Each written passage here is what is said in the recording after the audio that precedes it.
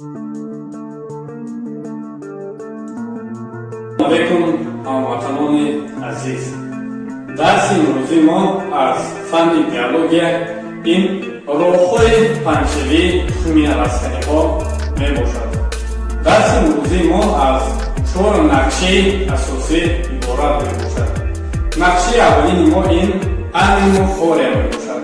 نقشه دومی ما این آنتروپوفوریا و زووفوریا می باشد. نقشه سومی ما این گیدرافوریا می باشد و نقشه چهارمی ما این آوتوفوریا می باشد. نقشه یکم ما یعنی که انیموفوریا چیست؟ انیمو شامل فوریا پنجشنبه، یعنی که پنجشنبه تخمی رستنی توسط شمال می باشد. کدام رستنی ها توسط شمال پهن می شوند و اینکه مطابقت پیدا کردند؟ کدام رستنی هایی که تخمی آنها نسبتاً ثابت می باشد یا یگان واسطه پهن کننده توسط شمال دارد، عادتاً با راه انیموفوریا پهن می شوند. مثلا در فرق یا زرنگ نام رستنی دوباله های شکفتگی، همین دوباله های امکانیت میدهد که اون تخمی همین رستنی در هوا بیشتر مانده توسط شمال از یک جا به جای دیگر پهن شده رود. دیگر رستنی ها این قوقو و بید می باشند. قوقو و بید پراشوتچه دارند. پراشوتچه امکانیت میدهد که به این رستنی ها در هوا بسیارتر ایستاده شمال آنها را از یک جا تماما به جای دیگر برده پهن کند. یا اینکه سفیدو، در سفیدو پرچه‌های سفید شکفتگی، همین پرچه‌های سفید امکانیت میدهد که توسط شمال حساب سبک بودن پهن گردند.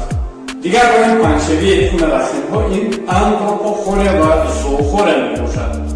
آنتروپو آدم، فوریا پنجشنبه، زوو حیوان، فوریا پنجشنبه، یعنی که پنجشنبه تخم رستنی ها با واسطه آدم یا اینکه پنجشنبه تخم رستنی ها با واسطه حیوان ها می باشد.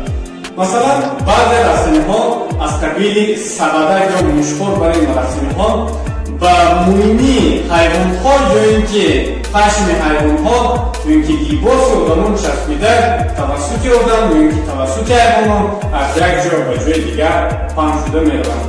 همچنین بعضی دیگر رستنی وجود دارند که مثلا خور سگک، انگور سگک، مرجان بوتر، خولنج برای این رستنی ها توسط پرنده ها پهن می گردند.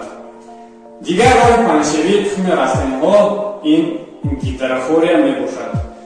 گیدرافوریا پنجشنبه، یعنی که پنجشنبه رستنی ها توسط آب می باشد. روزدار یا اوخه یا اینکه خشنک و نورگیل یا نورجیل از قبیل رستنی ها می باشند که توسط آب پهن می گردند. دیگر راه پنجشنبه تخم رستنی ها این آوتوفوریا می باشد. آوتوفوریا چیست؟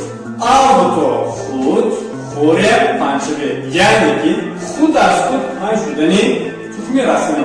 بعضی رستنی وجود دارند که پیش از آن که خشک شوند، یعنی که میوه بندند، آنها تخم خود را به بیرون پاش میدهند. از قبیل لوبیا، نخود، باقلا، موکک برای این رستنی ها بعد خشک شدن میوهشان را به بیرون پاش میدهند و امکانیت خود از خود پهن کردن تخم رستنی ها را تامین می‌گردانند.